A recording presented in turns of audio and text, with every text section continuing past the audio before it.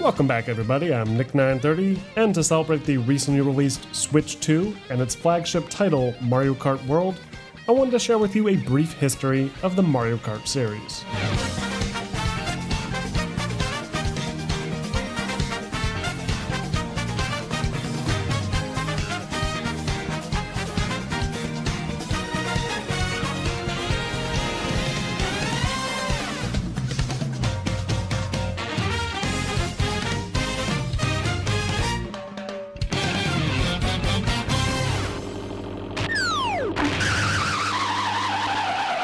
Mamma mia!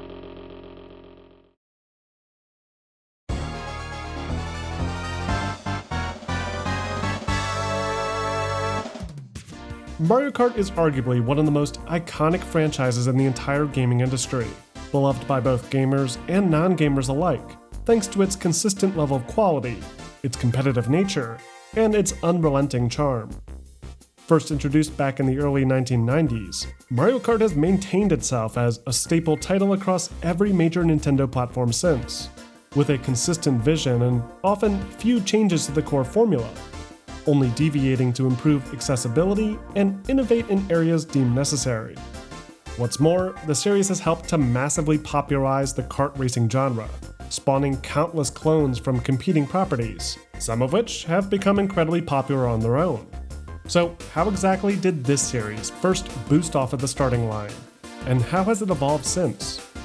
Well, to answer that, let's take it back to the early 1990s with the series' origins on the Super Nintendo.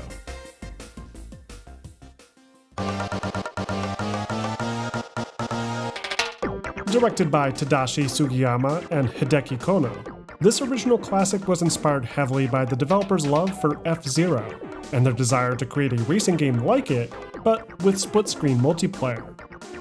To achieve its revolutionary pseudo-3D appearance, the programming team opted to utilize the same technique used for F-Zero, called Mode 7 graphics, that effectively rotates a large, scalable plane as if it were the ground visible from an angled perspective. From here, player kart sprites with minimal keyframe animations could be drawn over top of them, making it feel as if a player was navigating a three-dimensional world. Initially, the game was built using a set of generic placeholder racers with rounded helmets, as the project wasn't initially intended to be themed around the Super Mario property. It wasn't until they started playing around with the split-screen functionality of their project that they decided to officially theme the game around the Super Mario universe, and built tracks based around different overworld themes. After several track revisions over the course of the next few months, the artists began to populate the tracks with rear skyboxes and other decorative assets, and finally compiled a series of menus to hold it all together, all accompanied by Soyo Oko's legendary musical composition. When the game finally released worldwide between late August 1992 and early 1993, players were blown away by the game's presentation, as more casual players who are more accustomed to 2D platforming titles had never really experienced a pseudo-3D game like this. What's more, it was an extremely popular competitive two-player title, pitting players against each other, and AI opponents in tense back-and-forth battles for first place.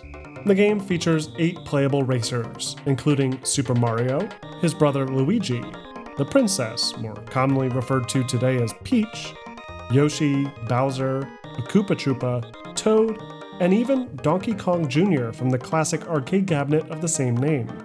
These characters also control slightly different from one another, with the smaller characters like Toad and Koopa Troopa having the best handling, Peach and Yoshi having better acceleration but poor handling, larger characters like Bowser and DK being heavy but with higher top speed, and Mario and Luigi sharing more balanced stats.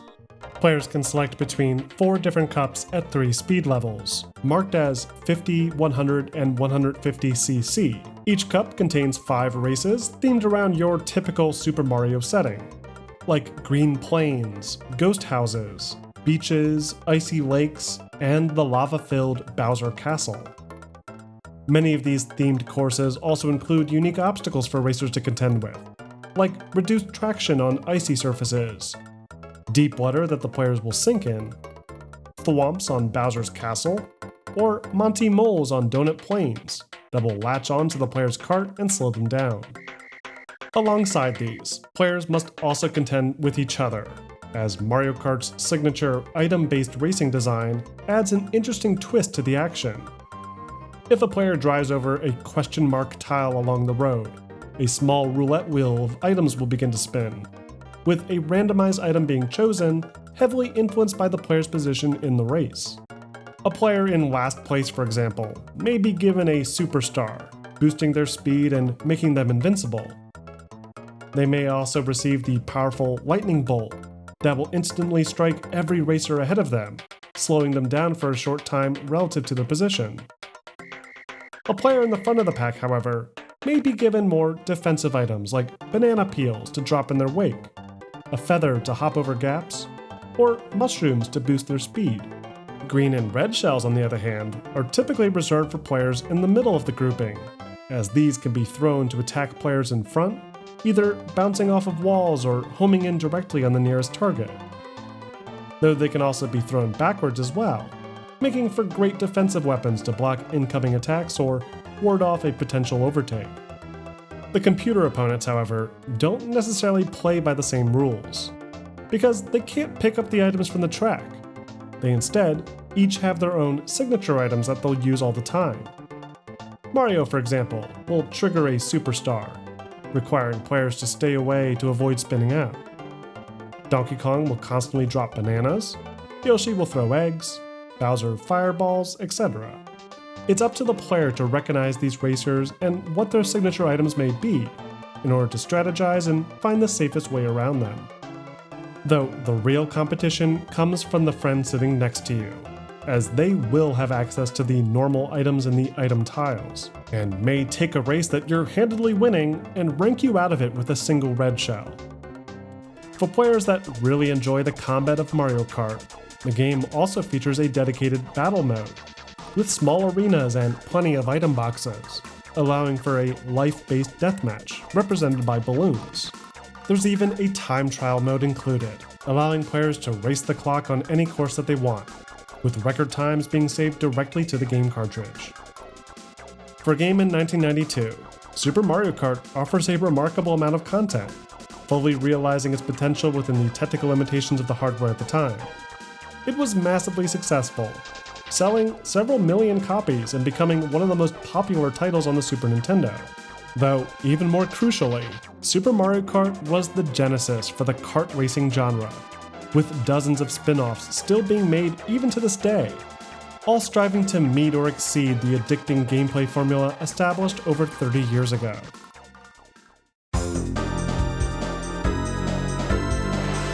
Following the success of the Super Nintendo platform, Nintendo worked to build a new, more sophisticated home console, capable of rendering graphics in 3D. This, of course, became the N64, which featured the standout classic 3D platformer Mario 64.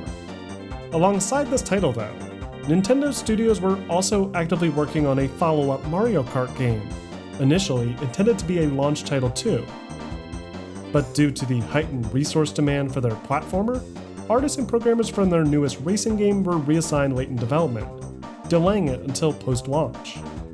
Even still, Mario Kart 64 was a massive leap forward visually for the Mario Kart series, using 2D sprites for models via a method called billboarding, while incorporating 3D geometry to bring the racetracks around the Mushroom Kingdom to life, with rolling hills, dips, drops, and other clever track elements that were way ahead of what was possible on the Super Nintendo. Though, aside from its visual improvements, Mario Kart 64 does still play very similarly to its predecessor. Players choose from only 8 characters and compete in Grand Prix Cups with choices between 3 speed levels, using little pipe carts to jump and slide around circuits and throw various Mario-themed items at each other. There are a few notable changes, though, that seek to evolve on what the original established. Donkey Kong Jr., for example, has been dropped in favor of Rare's redesigned Donkey Kong for the Donkey Kong Country series, and newcomer Wario is used in place of the Koopa Troopa, following Wario's introduction in Mario Land 2 and 3. Player stats are also modified a bit, with Mario and Luigi maintaining that balanced style, while Peach, Toad, and Yoshi are classified simply as light characters, with improved acceleration, while the heavier characters like DK, Wario, and Bowser are slower but have tighter churning. AI-controlled characters also no longer use signature items like before, limiting them to track-specific item boxes like the player. Though the rubber banding effect, used to keep AI opponents feeling competitive, does feel more noticeable than ever before, and make races feel a little bit less fair than before. Items on the track are also tweaked slightly.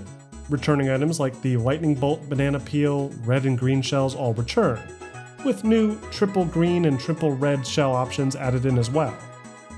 Though this game also marks the first appearance of the infamous blue shell that will automatically target the player in first place, along with anyone else that gets in its way. There's also the new fake item trap that appears almost like a normal item box, but when collected will cause the player to flip violently in the air. As for the tracks themselves, Mario Kart 64 offers several iconic courses across its 4 cups, including Moo Moo Farm, Toad's Turnpike, Wario Stadium, the Royal Raceway, Yoshi Valley, and a new take on Rainbow Road, this time featuring interweaving ribbon roads floating around in space. Battle Mode also makes a return, with iconic courses like the Block Fort being standout classics, especially thanks to Mario Kart 64's most important new feature, the ability to play 4-player split screen, building on the series' dedication to split-screen competitive play, and quickly making the title a beloved classic and go-to party game. As a result, Mario Kart 64 was another major success for Nintendo, earning generally positive reviews from most major outlets at the time. There were a few knocks on the game for feeling too much like its predecessor, and not innovating enough mechanically despite the improved visuals. But it remains a standout favorite for Nintendo fans, and a go-to for friends enjoying a competitive split-screen racing experience on the N64 even to this day. From this point on, competition in the newly established kart racing genre would continue to grow in intensity, as up-and-coming developers from around the world had begun to build on the formula, building new mascot-themed kart racing experiences and multiplayer-based vehicular death matches. With this increased competition, Nintendo's Mario Kart development team would need to look at ways of evolving the formula further to ensure that the iconic Mario Kart series continued to stay on the cutting edge. While the core development team at Nintendo looked to the future of their first-party titles for a future home console, a team over at Intelligent Systems, the same studio responsible for games like Mario Paint and Paper Mario, entered into production on a handheld exclusive Mario Kart game for the then new Game Boy Advance. On a technical level, Mario Kart Super Circuit offers a sort of hybrid of the first 2 games, with a return to the Flat Mode 7 style track design of the Super Nintendo, coupled with the gameplay improvements offered by the N64. Racers like Wario and Donkey Kong also return, along with items like the Blue Shell and Triple Shell variants for green and red. The actual racing mechanics seem to share more in common with the original Mario Kart though, but with some improvements to controls and UI, making for a more polished overall racing experience. Coin collection also makes a return, after being dropped in Mario Kart 64, and is used not just to increase top speed and protect from being sideswiped, but can also be collected through cups to unlock additional courses. Speaking of which, Super Circuit offers an impressive collection of courses to choose from, including 5 brand new cups with 4 tracks each, along with 5 extra cups featuring recreations of courses from the original game, all enhanced with new backgrounds, track textures, and other quality of life improvements. Due to the handheld nature of the platform, the game does not offer split-screen support, but it does allow for the ability to link Game Boys together using a Game Link cable, offering up to 4-player competitive play on the go, once more building on the series' most cherished component. Overall, Super Circuit was widely lauded by consumers and critics alike, with praise often directed towards the incredible amount of content packed into a tiny handheld cartridge. The game didn't necessarily push the kart racing genre forward, or even the Mario Kart series itself, but it's notable for being the first handheld Mario Kart entry in the series, while also raising the bar for the quality that gamers could expect on Nintendo's handheld gaming platforms. Following the success of Mario Kart 64 and the handheld Super Circuit, the team at Nintendo EAD looked at ways to evolve the kart racing series, while still striving to maintain its signature accessibility. They recognized that the genre had begun to see some stiff competition, and so an evolutionary next step would be necessary to stand apart and avoid any potential complacency. So they decided to experiment with the idea of building a more directly cooperative gameplay experience, placing two players onto the same kart together. This concept would later evolve into what would become 2003's Mario Kart Double Dash for the Nintendo GameCube, which not only featured this unique gameplay mechanic, but also marked the series' first fully 3D rendered experience. Visually, it's a major step up from its predecessor, with beautifully detailed courses that hold up well even today, including Baby Park, Dry Desert, DK Mountain, and Yoshi Circuit. Though the total course list is reduced from what we saw in Super Circuit, sticking with a more traditional 16 course total across 4 cups, along with 6 additional battle courses as well, and no remakes of classic courses. But Double Dash does see a big increase in its character roster, with 16 characters to choose from, including newcomers like Daisy, Birdo, Baby Mario and Luigi, Paratroopa, Diddy Kong, Bowser Jr., and Waluigi, along with a few bonus characters to unlock as well. In addition to the character selection, players can now select their card as well, which features its own stats on top of the baseline weight class of the character themselves, adding a bit more stat customization for players looking to maximize their racing style. On the track itself, Double Dash feels quite a bit different from prior entries. Karts have a bit of a looser feel to them, with a bit of a delayed input requiring drivers steer further ahead of a turn, and drifting is not only easier to perform, but is heavily encouraged thanks to the refined drift boost mechanic. Most of the same items return from before, though are accompanied by new special items that are exclusive to specific characters. Mario and Luigi, for example, have access to a widespread fireball attack. Yoshi and Birdo get special homing eggs that will spawn extra items when they hit a target. Peach and Daisy can generate a protective shield, and Bowser and Bowser Jr. will throw a massive Bowser shell.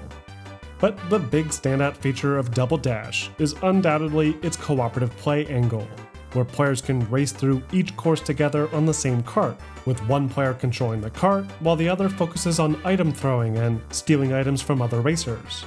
For players looking for a more traditional competitive experience, Double Dash still features that classic 2, 3, and 4 player split screen, with players controlling both the kart and items as usual.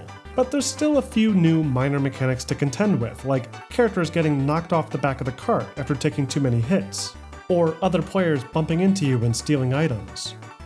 The term Double Dash also is used as a key mechanic for cooperative play as well, in that the series' signature start boost effect at the start line now requires both players press the accelerator together in order to trigger that speedy launch at the starting grid.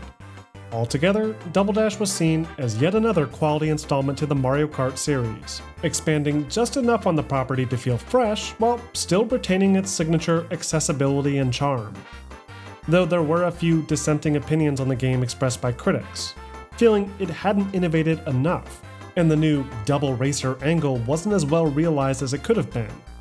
As a result, the unique dual rider system would not return in later installments, and the series would avoid such drastic experimentation for a significant period of time, though it's worth noting the endearing legacy that Double Dash has left behind, with a dedicated fanbase that continues to celebrate the title's track design and inventive gameplay spirit. A legacy that Nintendo has often tapped into in later installments with subtle nods to the game's long-standing popularity.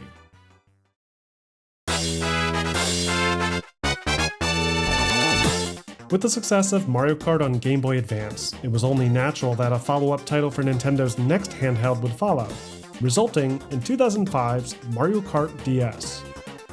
Taking advantage of the DS's unique dual-screen design, Mario Kart DS splits up the heads-up display for a cleaner presentation, leaving the gameplay on top while moving the map, elapsed time, and leaderboard to the bottom, and allowing players to toggle between a simple course overview or a detailed close-up overhead view of the track, with things like other racers, their items, and active items on the field being easy to distinguish between.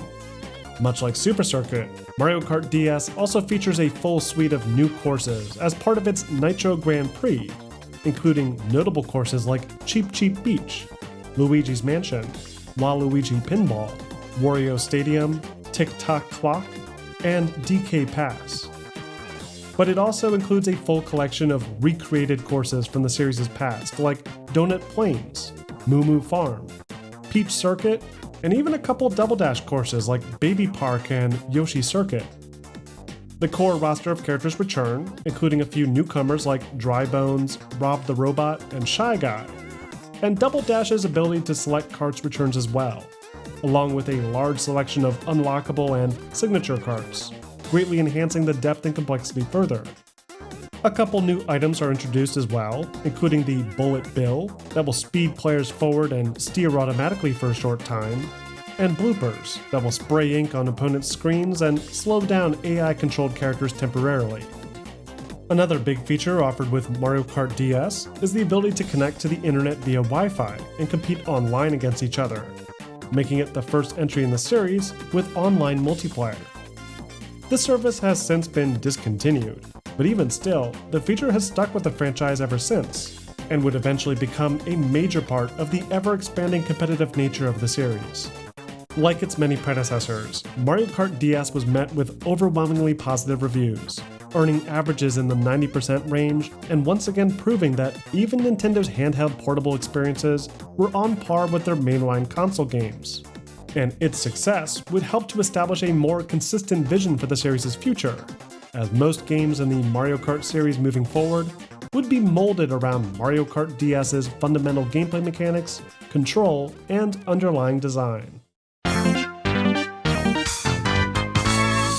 With the release of the Nintendo Wii in 2006, a Wii version of the classic kart racing series soon followed, built to take advantage of not just the system's more powerful hardware, but the unique motion-capable controllers.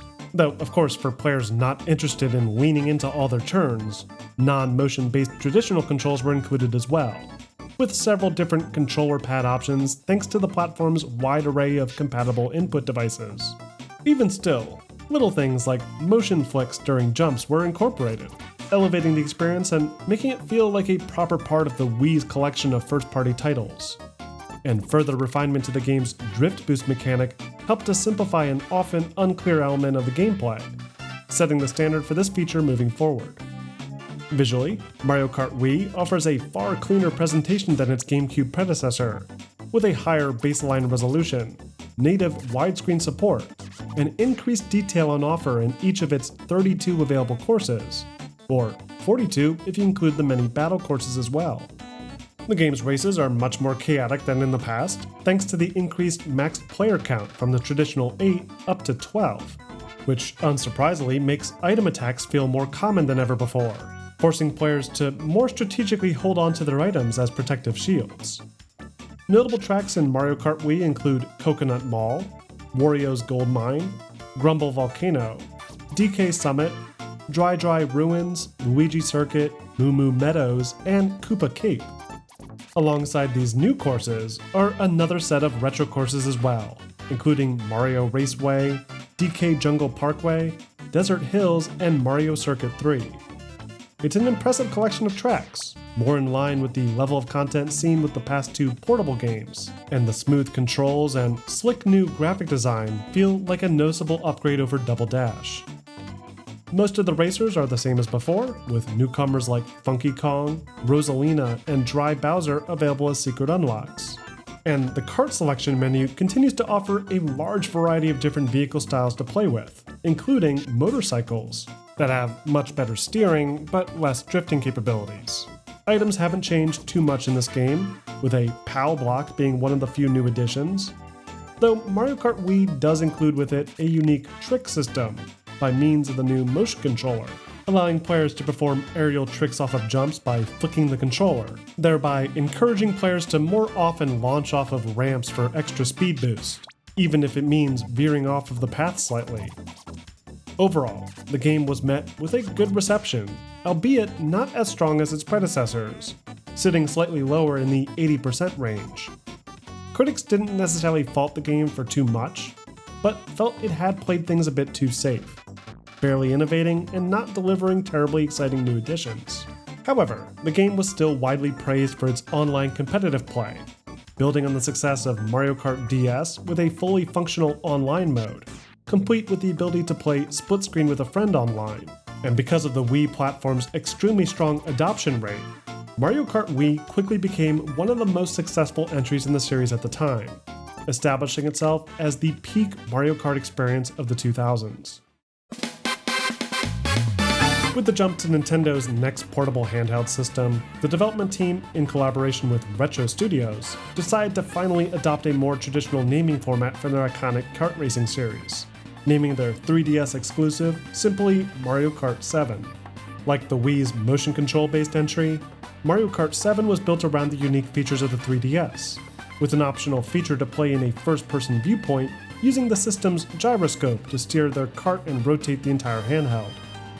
Though a standard view experience is still the ideal way to play, and functions a lot like Mario Kart DS, in that there's a secondary map screen being used as an easy way to keep track of opponents on the field.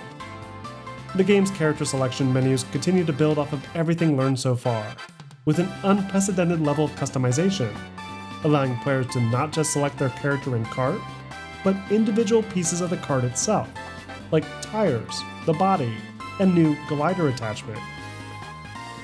Most of the same racers return here, including a handful of newcomers like Wiggler, Lakitu, and a Metal Mario inspired by Mario 64.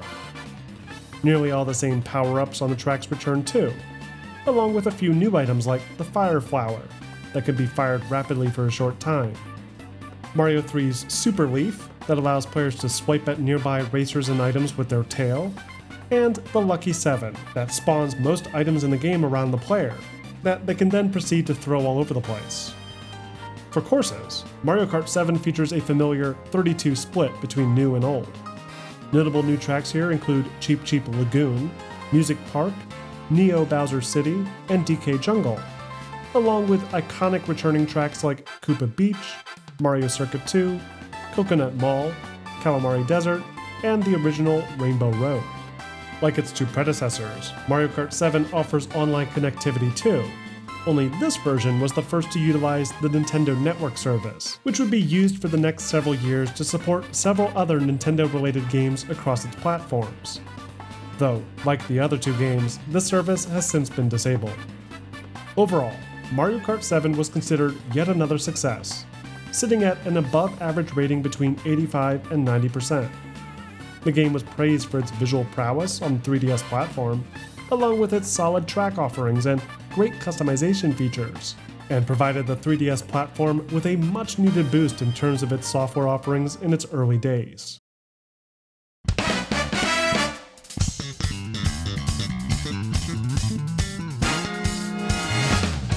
Next up, we come to one of the series' most popular entries to date, Mario Kart 8. First released as a Wii U title, and then later remastered as Mario Kart 8 Deluxe for the Nintendo Switch, Mario Kart 8 arguably offers the ultimate Mario Kart gameplay experience, building on everything learned over the course of the series' 2 decades prior, with deep yet accessible customization, extensive unlockable content, an unprecedented number of tracks, and polished gameplay mechanics that help to revitalize a genre that had largely been abandoned by competitors in the years leading up to it. With its initial launch on Wii U, the game featured 16 baseline characters, in addition to 13 unlockable characters, most of which were part of Bowser's extended family. Then there were the optional purchasable DLC characters available via 2 content packs, like Link from Legend of Zelda, and a set of characters from Animal Crossing. Add on top of this a wide selection of color options for Yoshi and Shy Guy, and the ability to use the Wii U's Mii avatar as a racer as well, and Mario Kart 8 greatly raised the bar for available drivers in the series. The game's kart selection is robust as well, featuring normal karts, bikes, sport bikes, and ATVs, along with a similar customization option as that seen in Mario Kart 7. For tracks, Mario Kart 8 offers some quality new additions, including Thwomp Ruins, Mario Circuit, Toad Harbor, Twisted Mansion, Dolphin Shoals, Mount Wario, and Cloud Top Cruise. As always, a set of retro courses are included too, like Moo Moo Meadows, Cheep Cheep Beach, Dry Dry Desert, DK Jungle, and Wario Stadium. There's even downloadable bonus tracks added on top of these too, like an F-Zero inspired Mute City, the Zelda inspired Hyrule Circuit, the return of Baby Park, Ribbon Road, and Neon Bowser City. There's even an Animal Crossing course that plays 4 different seasons randomly when loading into it. Unfortunately, the series' long-standing battle mode was slimmed down massively, limiting players to race circuits to battle on rather than a dedicated battle arena. Though this would later be properly addressed via the game's Switch Deluxe remaster. On the tracks themselves, a few changes have been incorporated to the core mechanics. For one, players can now perform tricks automatically by jumping off of ramps and large drops, removing the requirement to use the motion controls to perform tricks. Boost drifting is also easier than ever, allowing for smooth cornering and the ability to string multiple boosts together. Parasails and underwater driving from Mario Kart 7 return, but there's also new anti-gravity sections of the track too that will allow players to drive up walls and upside down on ceilings, no doubt inspired by the then dormant Crash Team Racing from several years prior. On just the Wii U alone, Mario Kart 8 became the single best-selling title on the platform, surpassing only a handful of previous Mario Kart games due to the system's lower overall adoption rate. Despite its solid sales and glowing reception, the platform itself had unfortunately held the potential of the game back, and no doubt influenced the decision to remaster the game for the far more successful Nintendo Switch several years later. This resulted in the 2017 release Mario Kart 8 Deluxe, that features improved visual fidelity, base resolution, and performance over its predecessor, along with significantly more content over the course of its continued online support. Notable among the changes here is the inclusion of an actual battle mode, with dedicated arenas intended to address the previous game's weakest aspect.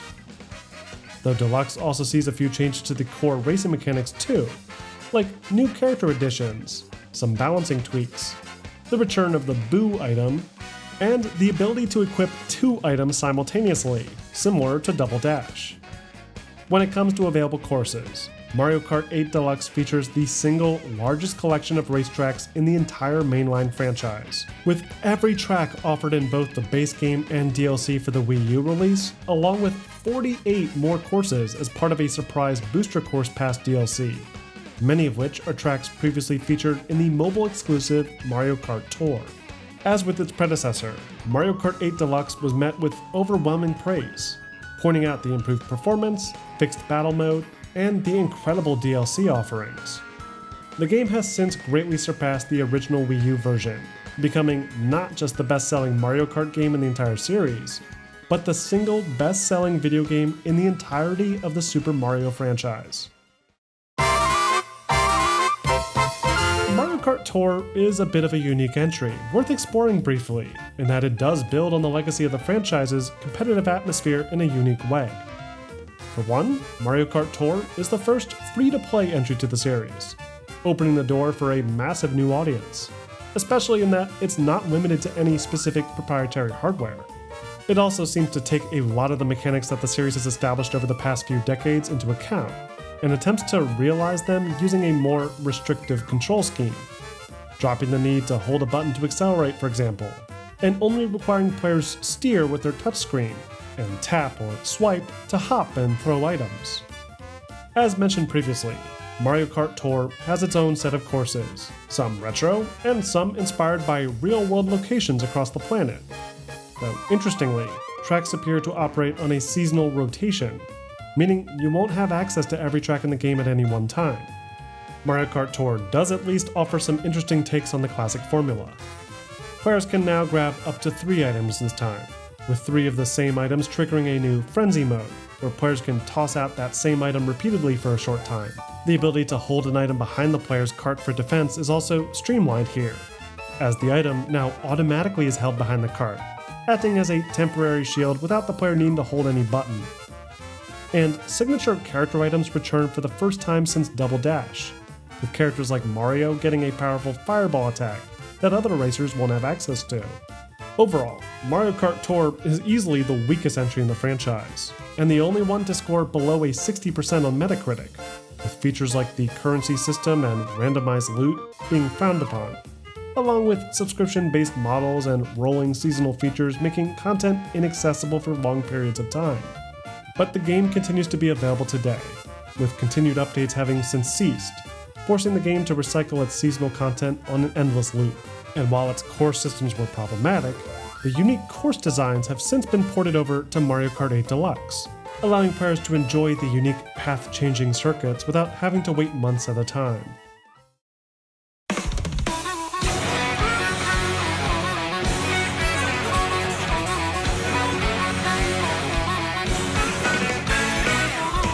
Which leads us to Nintendo's latest offering, Mario Kart World, one of the most innovative entries to the series in years, that builds off lessons learned from the past while also taking advantage of the increased tactical capabilities of the newly released Nintendo Switch 2. As the name suggests, the biggest new feature offered with Mario Kart World is its new open-ended world that links each of its 16 race courses together across one large, fully raceable landmass, separated out by easily recognizable biomes to suit the included courses. Notable new tracks here include the Mario Brothers Circuit, the DK Spaceport, Cheep Cheep Falls, Boo Cinema, and Acorn Heights. Though there's some old favorites mixed into this large spanning environment too, like Shy Guy Bazaar, Airship Fortress, DK Pass, Dino Dino Jungle, and Moo Moo Meadows. Alongside these official track listings, there's all the long highways that connect these tracks together, that seem to build off the traffic-based races seen in games like Double Dash, DS, and Wii, often with fewer corners to drift around, but plenty of ramped vehicles, boost pads, and other environmental assets to trick off of for an extra boost of speed. This is where Mario Kart World really seems to deviate from its predecessors, in that its core Grand Prix mode and the new Knockout Tour mode both make heavy use of the standard circuits and those highways. The Mushroom Cup, for example, starts players off at the Mario Brothers Circuit with a traditional 3-lap race.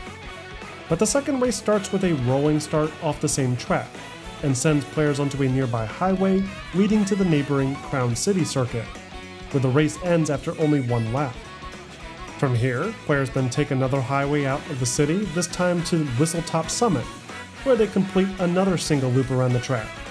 And finally, players head east towards the shoreline and climb the DK Spaceport to finish out the cup. By structuring the Grand Prix this way, Mario Kart World's cups are designed to feel like a more connected, seamless experience, with more concise theme transitions, along with scripted time-of-day transitions and weather effects, all making for a totally unique Grand Prix experience. Though for those looking for a more traditional Mario Kart Cup experience, the game's included Versus race option still allows players to select classic lap-based circuits instead, and build their own custom 4 or more round cups to compete in, along with the ability to set other custom rules as always, or even designate their own seamless route throughout the world as well. Alongside these classic modes is the game's new signature Knockout Tour mode, that takes full advantage of the game's interconnected tracks by creating one massive endurance race across huge portions of the world. The catch is that players caught in the rear of the pack will be eliminated at each checkpoint, requiring players stay in the lead as long as possible. It's a massive test of endurance, and one no doubt built around the popularity in the industry around elimination-based competitive play, and seems to incorporate its new open-ended design much more effectively than the reimagined Grand Prix. The series' signature battle mode returns too, albeit not with specific dedicated arenas this time around. Battles are instead taking place in large portions of the open world, that are still more practical for battle purposes than the messy, circuit-based battles seen in the Wii U version of Mario Kart 8. And finally, there's Mario Kart World's new bonus Free Roam mode, that, as expected, allows players to freely kart around the entire map, free of any loading screens or menus. Along the way, players will experience a variety of fun nods to Mario's 40-year-long history, like Yoshi-themed fast food restaurants, with special cosmetic unlocks for various characters, little Toad characters driving around or hiking along the side of the road, and various classic enemies tossing items at the player. There's even little secrets like special vehicles that can be driven into and directly controlled, allowing for some brief mayhem as you explore the environment.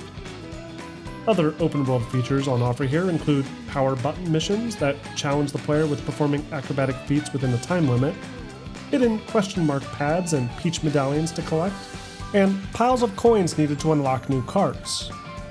To help traverse all these new environments, Mario Kart World introduces new gameplay mechanics on top of most of the systems at play in the past few games. Drifting, for example, returns, and functions about the same as it did in Mario Kart 8. But players can now also perform a charge jump, allowing players to hop slightly higher, while also granting a speed boost depending on the length of the charge up. This couples nicely with the game's new rail and wall ride features, allowing players to carve around the track in all new ways, and opening the door for some incredible acrobatic racing maneuvers for higher skill players.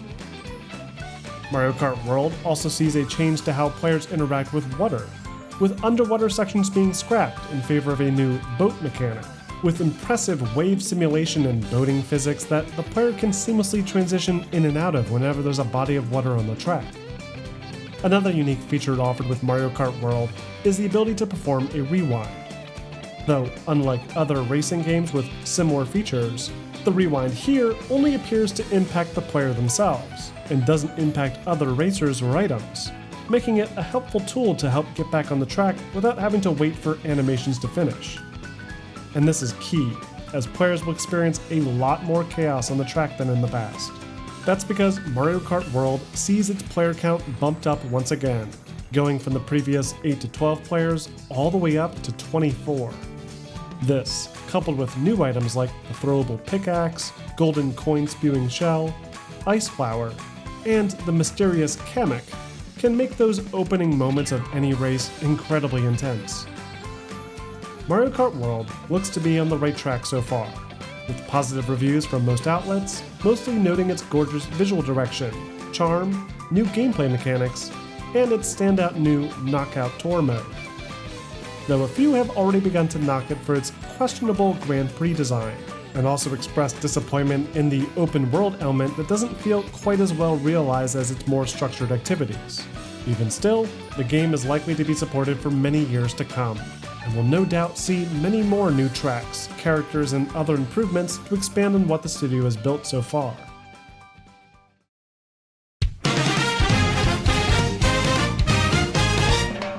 So what's next for this iconic kart racing franchise?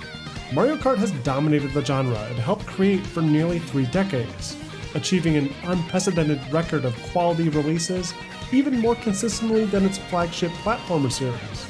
Even with its least innovative entries, the Mario Kart series prevails as a staple of any major Nintendo console, scratching that same nostalgic itch generation after generation, and proving its timeless nature with every gamer that embraces it. And it's for that reason that Mario Kart will likely continue to succeed within its tight niche that it's carved out for itself, dominating any competition that dare drives into the path of its red shell. But what do you guys think? Which Mario Kart game has been your favorite? How are you liking Mario Kart World? And where do you think the series should go next? Let me know in the comment section. If you like this video, please do me a favor and drop a like and comment below. And don't forget to subscribe for more retrospective pieces like this, along with additional coverage for all things gaming posted every week.